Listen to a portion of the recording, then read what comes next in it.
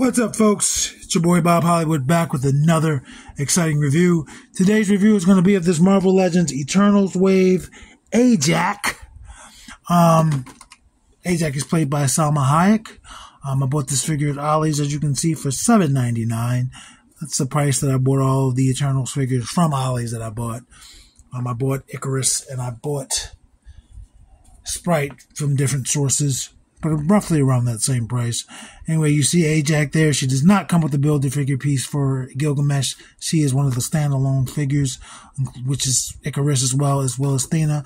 On the left side of her packaging, we see Ajak. On the right side is that same image. At the top, Eternals logo. Bottom, legalese, barcode. On the back, we see that same image but larger, as well as a bio for Ajak. It says, the spiritual leader of the Eternals, Ajak can heal others and is able to communicate with Celestials. So, I'm not going to waste any more time. I'm going to bust her out of her plastic prison. BRB. And just like that, we're back. I have Ajak free from her plastic prison. She does have some accessories that are in front of us, one of which is an extra head without her crown, which is cool. I have spoken on the fact that the Eternals figures do not come with very many accessories other than additional hands, just because they're all new sculpts. So I guess since she didn't come with a Build-A-Figure piece for Gilgamesh, they figured they could make an extra head for Salma Hayek, which is cool. She's slightly smiling here. It does look like her, in my opinion. I get rid of that. And then the only other accessories she has are these open hands that every Marvel Legends female figure comes with. They're just in this skin tone. I'm not really going to waste any time going over those. She comes with fisted hands in the packaging, which is cool. And she comes with a much sterner face with her crown of sorts. Since she's the leader, I want to call it a crown. But, yeah, this is a really good blue. Like, this is a really good blue. I can't even tell you what kind of blue it is, but the blue and gold looks great. It really does.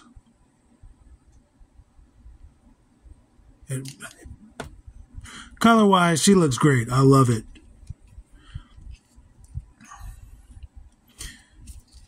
There's nothing on the back,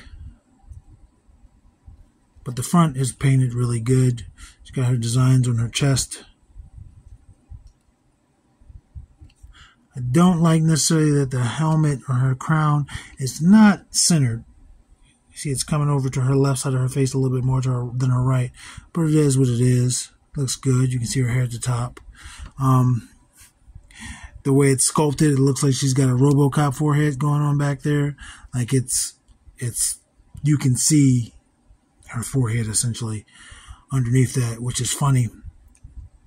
But yeah, I really do like this blue and gold. I kind of wish this line was successful, man. This wave was successful. The film was successful, because I don't know what happens in the movie, but I would have loved to see more Eternals figures. I like these Eternals figures. They are cool. Just not for the $20 they were asking for when they came out, but for half of that, or less than half of that, yeah, but I get that's how toy lines die. It doesn't matter. I do really like this gold. That is a really good gold. It looks like a darker blue on camera, like how Icarus looks, but this is more green than this blue in person. Damn, this figure looks good. Let's do her articulation. She rotates 360. She's giving me no issues with rotating that head. Looks down a good bit. Looks back pretty good, even with the hair. It might not stay, but it does look back pretty good. I did the head rotation. She gives you a lot of side to side. Her head is on a peg, a double ball joint. And it's almost as if it's too high. Let's see what it looks like with the... It's got a lot of neck going on, but it's not excessive. It's just that because it moves so freely, it just looks kind of weird. But it is what it is. Let's check out her T-pose. T-pose is good. No butterfly joints. Rotates 360 at the shoulder. You can feel the detents. No bicep swivel.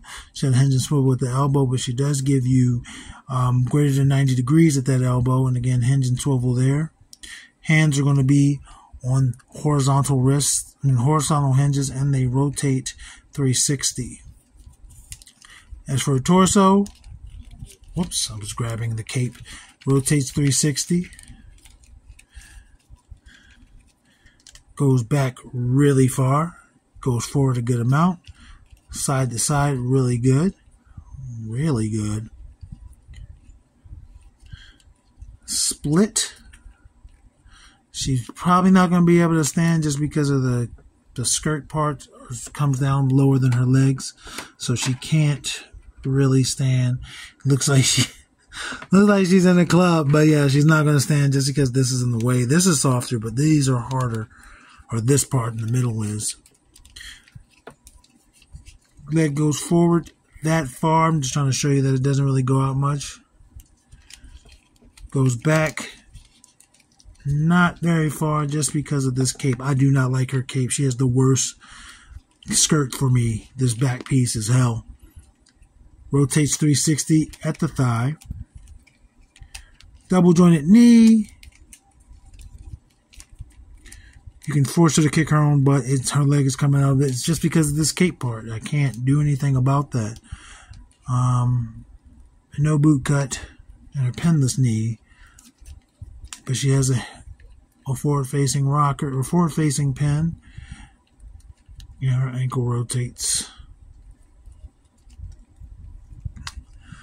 So yeah, now with this figure being reviewed, I only have to do Kingo for, well, again, there's no Gilgamesh piece for her, but I have to do Kingo for the final piece for Gilgamesh.